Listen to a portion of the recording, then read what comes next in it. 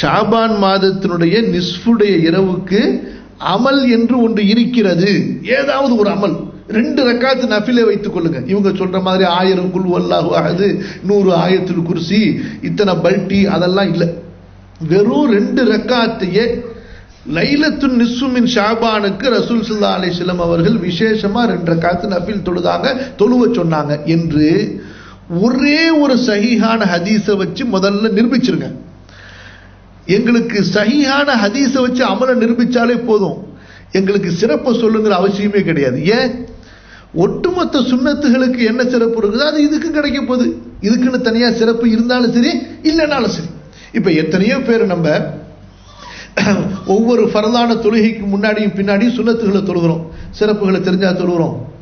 ரசூல் ஸல்லல்லாஹு அலைஹி வஸல்லம் தொழுதார்கள் என்பது உறுதி, தொழுகிறோம். அதுவே நமக்கு சிறப்புக்கு போதுமானது, மறுமையில நன்மைக்கு நமக்கு போதுமானது. அதுக்கென்று விசேஷமா சிறப்பு நமக்கு அறியப்பட்டிருந்தாலும் சரி அறியப்படவில்லை என்றாலும் சரி, சஹீஹான ஹதீஸிலே இல்லாத ஒரு அமலை ஒரு பலவீனமான ஹதீஸை கொண்டு, அதுவும் பலவீனத்தில் உச்சத்தை எட்டிய, பலவீனத்தில் இறுதியை எட்டிய மோசமான ஒரு பலவீனமான ஹதீஸை கொண்டு அமல்களை எப்படி நீங்கள் உருவாக்க முடியும்? இப்ப இதோ ஒரு ஹதீஸ் இருக்கு, அதோ ஒரு ஹதீஸ் இருக்கு, அங்க ஒரு ஹதீஸ் இருக்கு, இங்க ஒரு ஹதீஸ் இருக்கு, இத்தனை புத்தகத்துல ஹதீஸ் இருக்குது. இருக்கட்டும், இந்த எல்லா ஹதீஸுகளும் மிக பலவீனமாக இருக்கும்போது எல்லா பலவீனமும் சேர்ந்தா பலவீனமாகத்தான் ஆகுமே தவிர பலம் உள்ளதாக எப்படி ஆகும்? இருக்கு. அவங்க சொல்ற மாதிரி இன்னைக்கு ஒருத்தர் எனக்கு வாட்ஸ்அப்ல மெசேஜ் அனுப்புறாரு, இந்த கிதாபுல இருக்கு, அந்த கிதாபுல இருக்கு, அந்த கிதாபுல இருக்கு, அந்த கிதாபுல அடிக்கிட்டே வர்றாரு. இருக்கட்டும், அந்த கிதாபுடைய ஆசிரியர்களே நாங்க சொல்லக்கூடிய இந்த செய்தியெல்லாம் பலவீனமானது பொய்யானதுன்னு அவங்களே சான்று வழங்கி இருக்கும் போது, கிதாபிலே ஒரு விஷயம் எழுதப்பட்டு விட்டால் மட்டும் அது ஏற்றுக்கொள்ளப்படக்கூடிய செய்தி ஆயிடுமா? எழுதப்பட்ட செய்தி சரியான செய்தி என்று சான்று சொல்லப்பட்டால் தான் அது அமலுக்குள்ள செய்தியாக இருக்குமே தவிர, எழுதப்பட்ட செய்தி பொய்யான செய்தி, மறுக்கப்பட வேண்டிய செய்தி என்று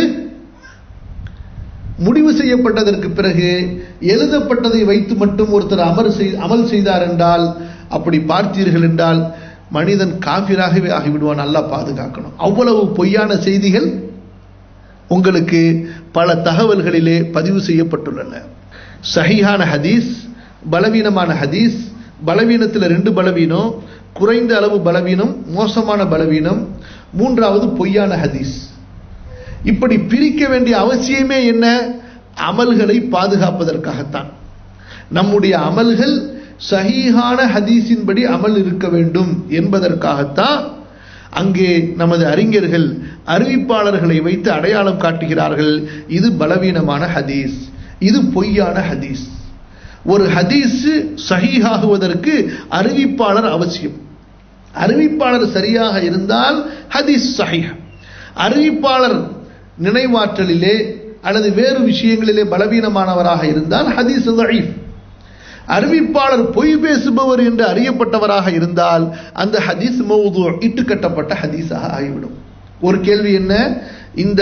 இந்த இரவுக்கு சில சிறப்புகள் இருக்கு என்பதை வந்திருக்கக்கூடிய ஹதீஸுகளை சில அறிஞர்கள் சரி கண்டிருக்கிறாங்களே, அதாவது சஹீஹ் என்ற தரத்துக்கு கொண்டு போகாட்டியும் கூட ஹசன், சஹீஹுக்கு அடுத்த அந்தஸ்தில் உள்ள ஹசன், அழகான ஹதீஸ் என்ற தரத்துக்கு கொண்டு போயிருக்கிறாங்களே, அப்ப அப்படி கொண்டு போனதுனால அந்த சிறப்பு ஏதோ அங்க இருக்கிறதுனால நம்ம ஏதோ சில அமல்கள் செஞ்சா என்ன தப்பா? இப்ப இமாம் திர்மிதி ரஹிமஹுல்லாவை பொறுத்த வரைக்கும் அவங்க நிறைய ஹதீஸுகளை ஹசன் ஹசன் லி கைரிஹின்னு சொல்லிட்டு போயிட்டே இருப்பாங்க. அழகான ஹதீஸு, வேற சில காரணங்களால இந்த ஹதீஸ ஹசன் என்று ஏற்றுக்கொள்ளலாம் என்று சொல்லிட்டு போயிட்டே இருப்பாங்க. இமாம் திருமதி ஹசன் என்று சொன்னதெல்லாம் ஹசன் கிடையாது, பொய்யாவும் இருக்கலாம், மிக பலவீனமாகவும் இருக்கலாம். புரியுதா? இமாம் ஹாக்கிம் நிறைய ஹதீஸுகளை சொல்லும் போது இது இமாம் புகாரி அல்லது இமாம் முஸ்லிமுடைய நிபந்தனையின் அடிப்படையிலே இந்த ஹதீஸ் சரியானதுன்னு சொல்லுவார். அவர் சரின்னு சொன்னதெல்லாம் சரி கிடையாது. அவர் சரின்னு சொல்ற நூற்றுக்கணக்கான ஹதீஸுகள் பலவீனமான ஹதீஸுகளாக இருக்கும். அப்ப ஹதீஸ் கலையில ஒரு அறிஞர் உடைய கருத்தை மட்டும் ஏற்றுக்கொள்வது வழக்கம் அல்ல. ஹதீஸ் கலையில ஒரு அறிஞருடைய முடிவு மட்டும் ஏற்றுக்கொள்வது அடிப்படை அல்ல. எப்போது அந்த ஒரு அறிஞர் செய்யக்கூடிய முடிவு அறிவிப்பாளரின் அடிப்படையிலே துல்லியமாக அமைந்தது என்று உறுதியாக இருந்தால்தான். இமாம் புகாரி ஒருத்தர் நான் எழுதுனதெல்லாம் சரிங்க என்று சொன்னதனால மட்டும் அவரை தக்லீது பண்ணி சஹீஹ் புகாரியை நம்ம சரி என்று கண்ணிலும் தலையிலும் ஒத்திக்கொள்ளவில்லை. மாறாக அவருடைய காலத்தில் வாழ்ந்த சமகாலத்து அவரை போன்ற தரமுடைய அறிஞர்கள், விமர்சனம் செய்யக்கூடியவர்கள், நக்காத் என்று சொல்வார்கள், சுண்டி பார்க்கக்கூடியவர்கள். ஹதீஸ் கலையிலே ஆய்வாளர்களுக்கு பேர் நக்காத் என்று சொல்வார்கள், சுண்டி பார்ப்பவர்கள். நக்கத் சரியா இல்லையா, செல்ற காசா செல்லாத காசா என்று சுண்டி பார்த்து முஹக்கிக் என்று சொல்வார்கள். அக்கு வேற ஆணி வேற பிரித்து பார்ப்பவர்கள். அவர்களும் அதை சஹீஹ் என்று ஏற்றுக்கொண்டதால் நாம் சஹீஹ் என்று ஏற்றுக்கொள்கிறோம். புரியுதுங்களா இல்லையா? வெறும் இமாம் புகாரி அந்த கிதாபுக்கு சஹீஹ்னு பேர் வைத்துட்டாரு, அதனால நாமளும் சஹீஹ்னு கண்ண மூடி ஏத்துக்கிட்டோம் கிடையாதுங்க, ஒரு காலம் கிடையாது. இமாம் புகாரி சஹீஹ் என்று சொன்னதை நீங்க எந்த அளவுகோல்ல போட்டு, தெர்மாமீட்டர் சொல்றாங்களா இல்லையா நீங்க பாக்குறது, அந்த மாதிரி எந்த சஹீஹுடைய அளவுகோல்ல போட்டு பார்த்தாலும் டாப் 10ல வரும். அதனாலதான் நம்ம சஹீஹ்னு ஏத்துக்கிறோம். புரிஞ்சுச்சா? இப்ப நீங்க சில ஹதீசுகளை கொண்டு வரீங்கல்ல, அந்த ஹதீசுகளை சில அறிஞர்கள் ஹசன் என்றோ சில அறிஞர்கள் சஹீஹ் என்றோ சொல்லி இருப்பதனால கண்மூடித்தனமா நீங்க அதை சஹீஹ் என்று ஏற்றுக்கொண்டால் அல்லது அதை ஹசன் என்று ஏற்றுக்கொண்டால் இந்த மாதிரி நூற்றுக்கணக்கான செய்திகள் இருக்கின்றன. கடைசியில அவற்றையும் நீங்கள் ஏற்றுக்கொண்டாக வேண்டும், அதன் அடிப்படையில் நீங்கள் அமல் செய்தாக வேண்டும். அப்படி செய்தா இனி இஸ்லாம்ல சஹீஹான ஹதீஸ் என்று ஒன்று இருக்க வேண்டிய அவசியமே இருக்காது. யார் சஹீஹ்னு சொன்னாலும் கண்மூடித்தனமா ஏற்றுக்கொள்ளலாம், அதை ஆய்வு செய்யணும், ஆய்வாளர்கள் அதை ஏற்றுக்கொள்ள வேண்டும் என்ற அவசியமும் இருக்காது. அப்போ பொய் பேசக்கூடியவங்களுக்கும் பலவீனமான ஆய்வாளர்களுக்கும் அங்க கதவை நீங்கள் திறந்து விட்டு விட்டீர்கள். யார் வேண்டுமானாலும் ஒரு ஹதீஸ் அறிவிச்சுட்டு இது என் பார்வையில சஹீஹ் தான் சொன்னா போதும், நீங்க அமல் செஞ்சுக்கிட்டே இருக்கலாம். அடுத்து இமாம் புகாரியை கொண்டு வர்றதுக்கும் இமாம் முஸ்லிமை கொண்டு வர்றதுக்கும் வேலையே தேவை கிடையாது. இமாம் புகாரியுடைய வேலையை தூக்கி குப்பையில போட வேண்டியதுதான், இமாம் முஸ்லிமுடைய வேலையை கொண்டு போய் குப்பையில போட வேண்டியதுதான். ஏன் அவங்க உழைக்க வேண்டிய அவசியமே இல்லையே. இப்படி நான் ஒரு பள்ளிவாசலுக்கு போயிருந்தேன். அந்த பள்ளிவாசல்ல போர்டு எழுதி போட்டுக்கிறாங்க, பராத் இரவின் சிறப்பு.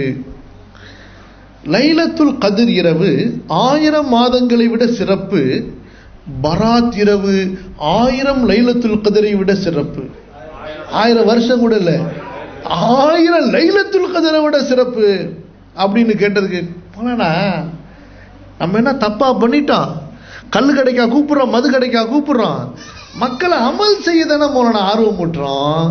இந்த கீழே அல் ஹதீஸ்னு போட்டுக்கிறீங்களா மோலானா? அல் ஹதீஸ்ன்னு தானே போட்டோம், ஹதீசுர் ரசூல்னா போட்டோம். எப்படி அல் ஹதீஸ்னா அதுக்கு ஒரு அர்த்தம் செய்தின்னு இருக்குது, ரசூல்லாவுடைய ஹதீஸ் நான் போட்டோம், ஹதீஸ் செய்தி. ஆமா நான் சொன்னாலும் செய்தி தானே அது அப்படிங்கிறார். எவ்வளவு அயோக்கியத்தனம்! மக்கள் என்ன நம்புவாங்க கீழே அல் ஹதீஸ்னு போட்டா? என்ன மோலானா இப்படி போட்டுக்கிறீங்க? எங்கேயாவது ஒரு கிதாப்ல இருக்கு மோலானா கண்டிப்பா இப்படி? யா அல்லாஹ், எவ்வளவு துணிஞ்சிட்டாங்க பாத்தீங்களா? ஏன் ரசூல் ஸல்லல்லாஹு அலைஹி வஸல்லம் சொன்னார்கள், மன் கதிப அலைய முத்தஅம்மிதன் ஃபல்யதபவ்வ மக்அதஹு ஃபின்னார்.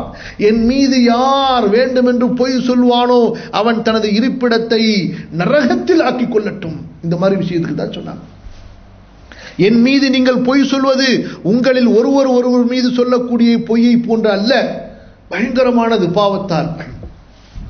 புரியுதா? அப்துல்லா இப்னு முபாரக் இவங்களும் ஒரு பெரிய ஹதீஸ்களை அறிஞர்.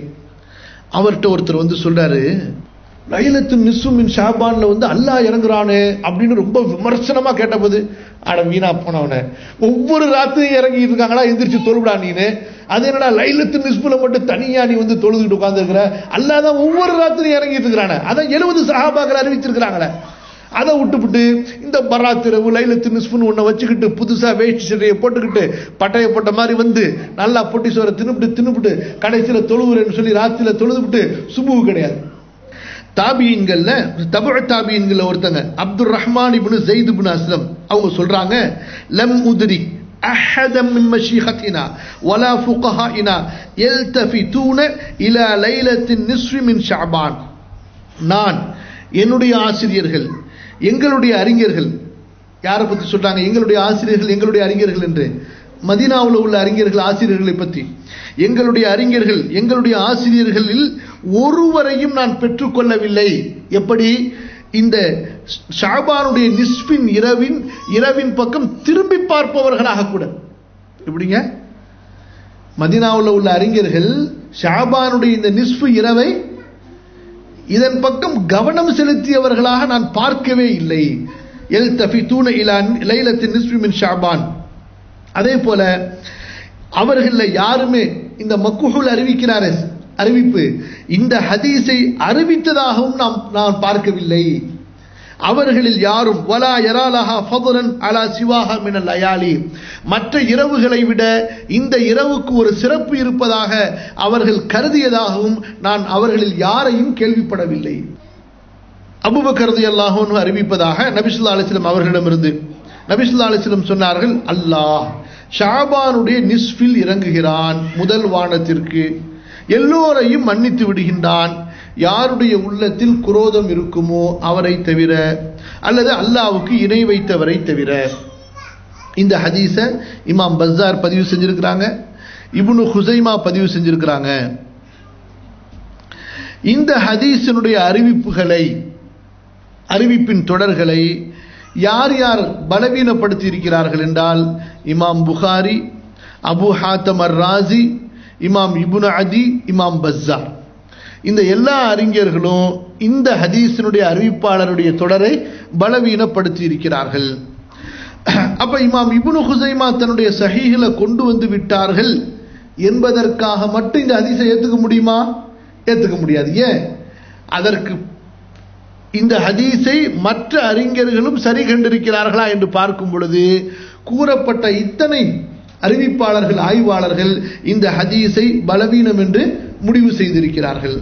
அப்ப இந்த அடிப்படையில் பார்க்கும் பொழுது ஹதீஸுகள் வரக்கூடிய தொடர்கள் எல்லாமே பலவீனமானவையாகவே இருக்கின்றன. அப்ப இந்த இரவுக்கென்று ஏதாவது சிறப்புகள் இருப்பதாக நம்ம ஒரு ஹதீஸுகளை கொண்டு வரதா இருந்தா, அதாவது பொய்யான ரொம்ப பலவீனமான ஹதீஸுகளை விட்டுட்டு ஓரளவுக்குன்னு பார்த்தோம்னு சொன்னா இந்த ஹதீஸுகளை தான் நம்ம எடுத்து காட்ட முடியும். ஓரளவுக்கு நம்ம எடுத்து காட்ட முடியும். ஓரளவுக்கு எடுத்து காட்டக்கூடிய ஹதீஸுகளை இவ்வளவு பலவீனமா இருக்கு. இந்த விஷயத்தை இந்த அளவுக்கு நம்ம முக்கியத்துவம் எடுத்து ஏன் சொல்றோம் என்று சொன்னால், இன்று சுன்னத்துகளுக்கும் ஃபர்துகளுக்கும் உள்ள முக்கியத்துவத்தை விட இந்த ஒரு போலியான விஷயத்திற்கு, பொய்யான விஷயத்திற்கு மக்கள் முக்கியத்துவம் கொடுத்து மார்க்கத்தை சடங்குகள் சம்பிரதாயமாக ஆக்கிவிட்டார்கள். அதை நாம் உணர வேண்டும். அந்த விஷயங்களை விட்டு நமது மக்களுக்கு உணர்த்த வேண்டும்.